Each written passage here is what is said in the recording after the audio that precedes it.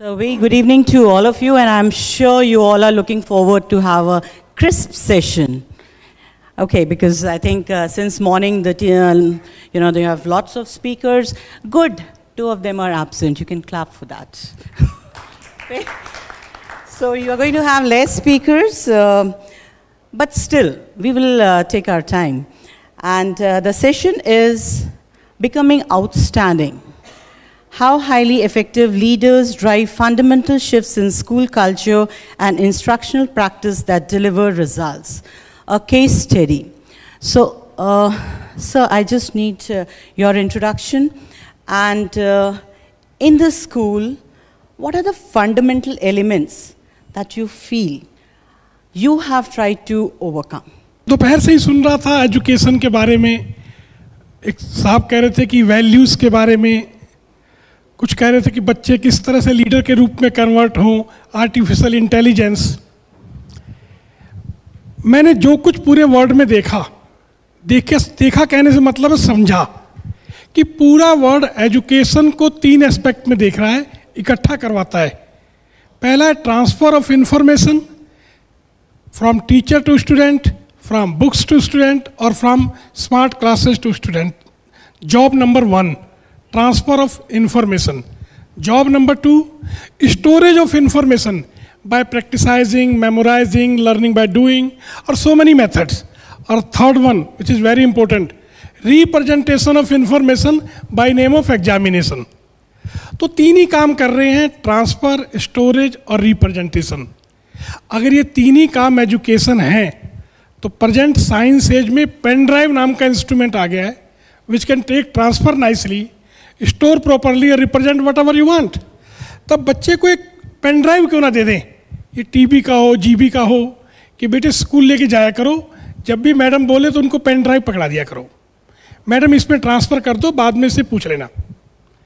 तो एजुकेशन तो ये है ही नहीं. पहली बात तो एजुकेशन क्या है? एजुकेशन जीने के लिए ज्ञान है, जिंदा रहने के लिए नहीं. जिंदा रहने के लिए आपकी किडनी, आपकी लीवर, आपके हार्ट, सबको मालूम है क्या क्या करना है. जीना मतलब खुद को समझना. हमने सारे सब्जेक्ट समझ लिए, मंगल समझ लिया, बुध ग्रह समझ लिया, पाइथागोरस थ्योरम समझ ली, बस अपने को समझना ही बाकी रह गया. अरे भैया खुद को समझ लो ना, खुद समझ लो, संबंध समझ लो, बाकी कहानी खत्म. आप सारा गांव घुमाए. मैं तो अक्सर बोलता हूं बेवकूफ़ होना बहुत मुश्किल है, समझदार होना आसान है.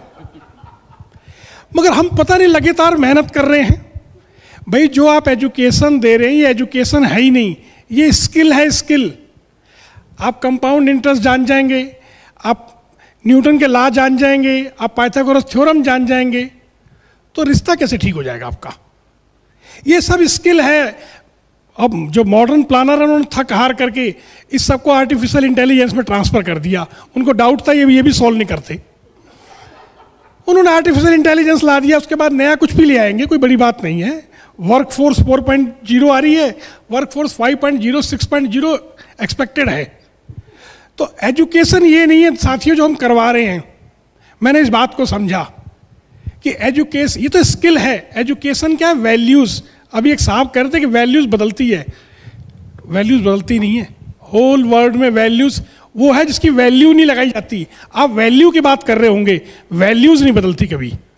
मेरा आप पे विश्वास है तो विश्वास है 1000 साल पहले, 10,000 साल पहले और 1,00,000 साल बाद भी विश्वास ही बढ़ रहेगा, ये बदलता नहीं है.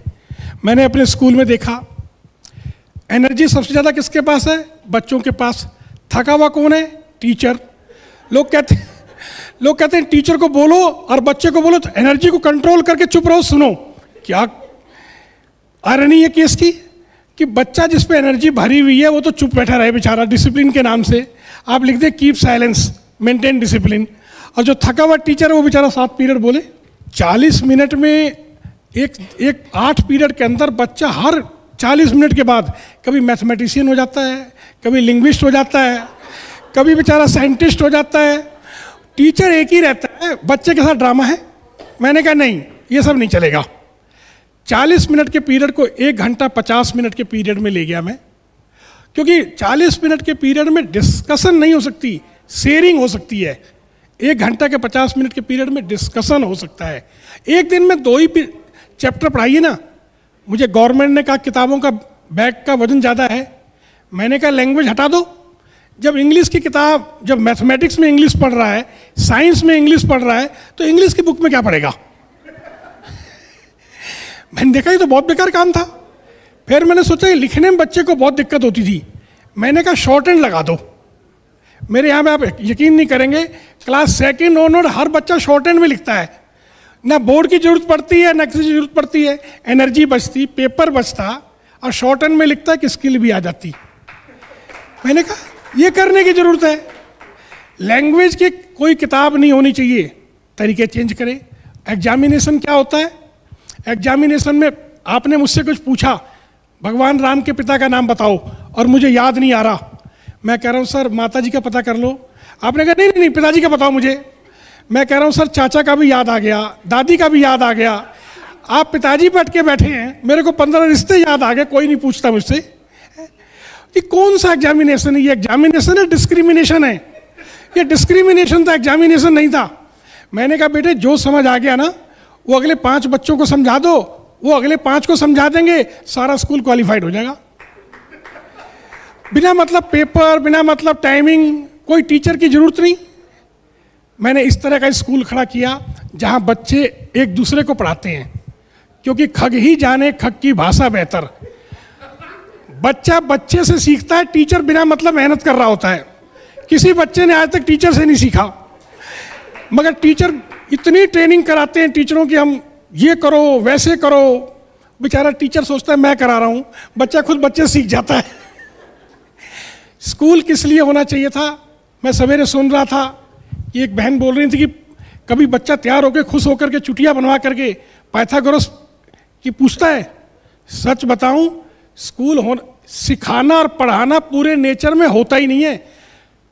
सीखना और पढ़ना होता है। आप क्या करते हैं? सिखा रहे हैं।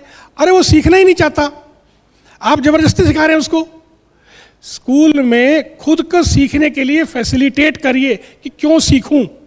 बच्चा इस दुनिया में क्यों का आंसर लेने आया है, आप उसको क्या और कैसे का आंसर दे रहे हैं? चाहिए उसको क्यों का आंसर।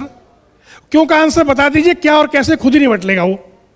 तो मैंने अपने स्कूल में मैम बच्चों को कहा कि बेटे कोई ज़रूरत नहीं है किसी सुनने की, खुद समझो। स्कूल लर्न करने के लिए, डिस्कशन करने के लिए, करेक्शन करने के लिए है, और सेलिब्रेट करने के लिए है। क्योंकि इतने सारे बच्चे इस एज के और कहाँ मिलेंगे भाई। तो स्कूल वो जगह जहाँ बच्चा सेलिब्रेट करे।